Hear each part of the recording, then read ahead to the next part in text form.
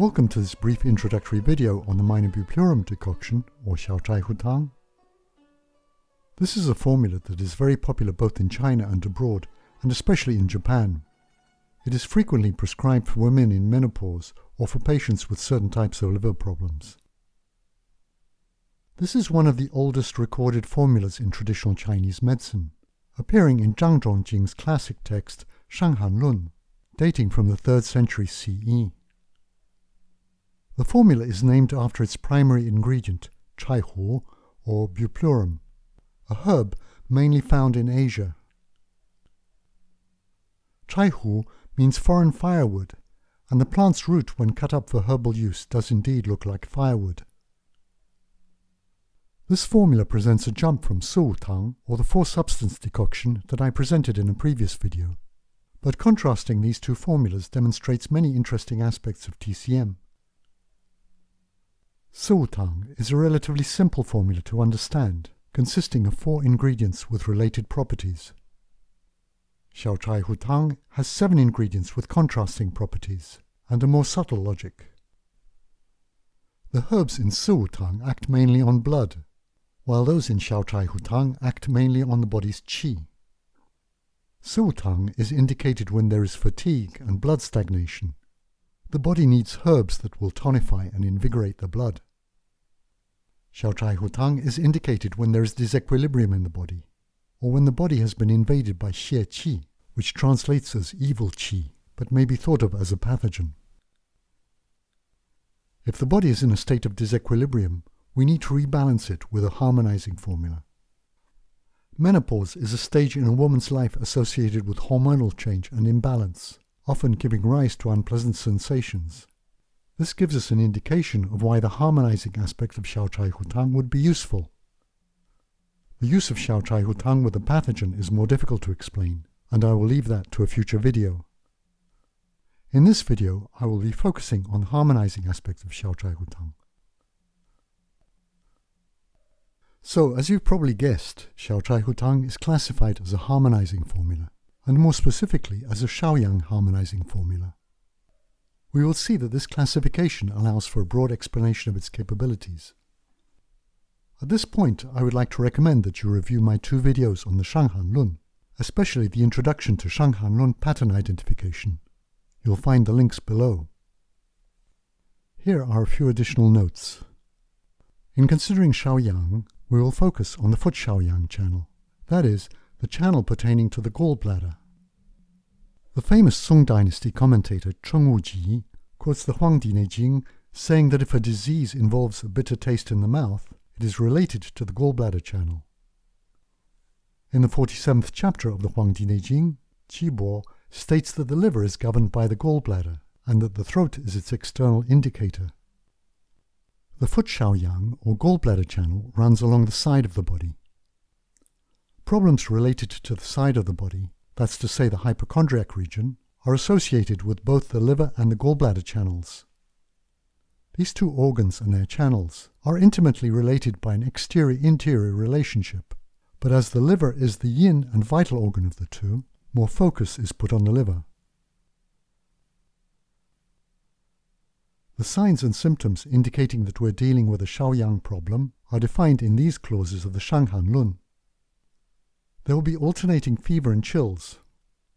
In Shang Lun disease theory, Shao Yang lies on the boundary of Yang and Yin, where we might expect conditions to vary between heat and cold. There will be discomfort or a sensation of fullness in the chest and hypochondriac region.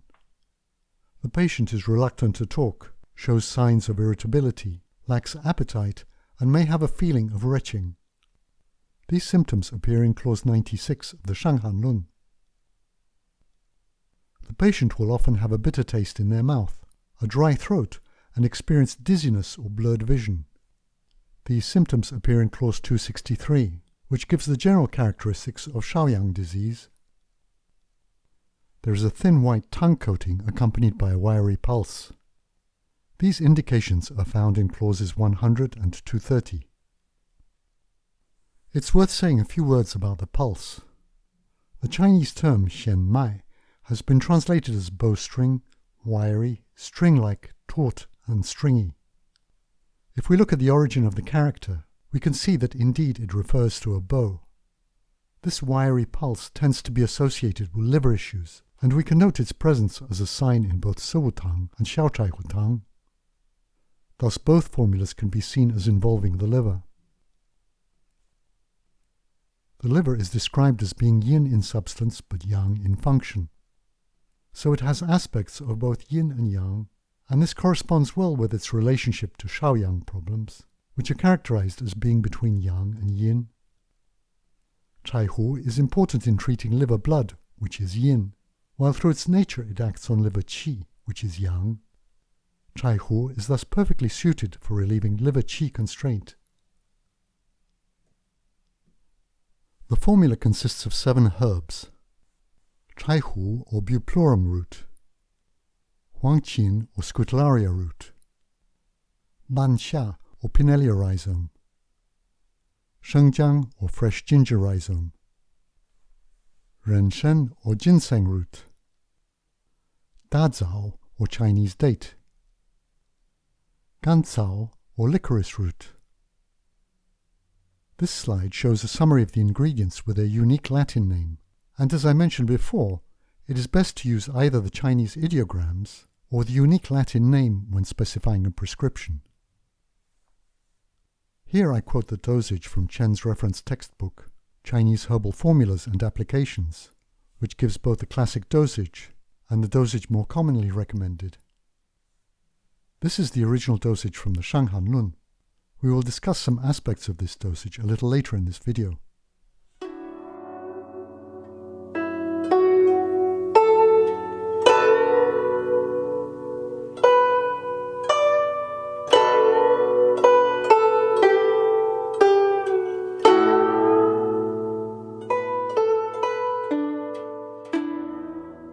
Chaihu is Bupleurum root. It is bitter, acrid and cool.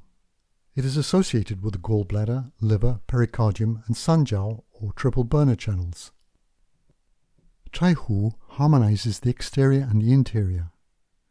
It soothes or spreads the liver to resolve depression. It upbears yang and raises what is falling. Some texts add that it lowers fever and checks malaria, although it is generally recognized that Qinghao or Artemisia is better suited for malarial treatment. The reference text by Bensky gives the following properties.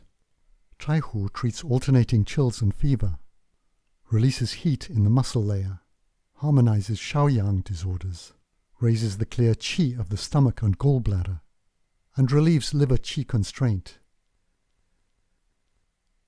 In using Chaihu, you should be aware that appropriate dosage is important for effective treatment. In this formula, a high dosage of between 12 and 24 grams is recommended, which works well to harmonize with Huang Qin. In general, it is always better to start at the lower end of the dosage to see how the patient reacts to the herb. Lower dosages, meanwhile, are mainly associated with directing qi flow. This is a herb associated with raising and dispersing. It should always be used with care in cases of liver yang hyperactivity and severe yin injury. As always, you should always be mindful of your patient's use of Western drugs and other supplements that could combine in a damaging way. Huang Qin, Scutellaria or skullcap is one of my favorite garden plants. It is very easy to grow from seed, and the flowers are a beautiful shade of blue-violet. It is bitter and cold in nature, and it acts on the lungs, stomach, gallbladder and large intestine. Huang Qin cools heat and dries dampness. As it acts on the stomach and large intestine channels, it is especially useful for treating diarrhea and dysentery. It also helps to alleviate painful urination. In its cooling capacity, it drains fire and detoxifies. It stops internal bleeding, and so it is used with other hemostatic herbs to treat coughed-up blood or blood in the stools. It is also notably used to calm the fetus and prevent miscarriage. It should be avoided when the body suffers from cold due to spleen or stomach deficiency. Huang Qin should not be confused with Huang Qi, which is astragalus. The properties are very different. Different species of Scutellaria are found all around the world. Huang Qin is Scutellaria baicalensis. A related variety, Scutellaria lateriflora, is found on the North American continent. The flowers, leaves and twigs were used by Native Americans to treat headaches and as a sedative. It was also used to treat rabies.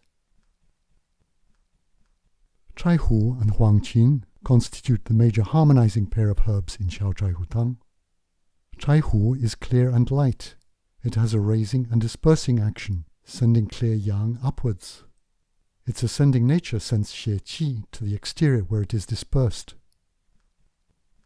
Huang Qin has a descending, draining action.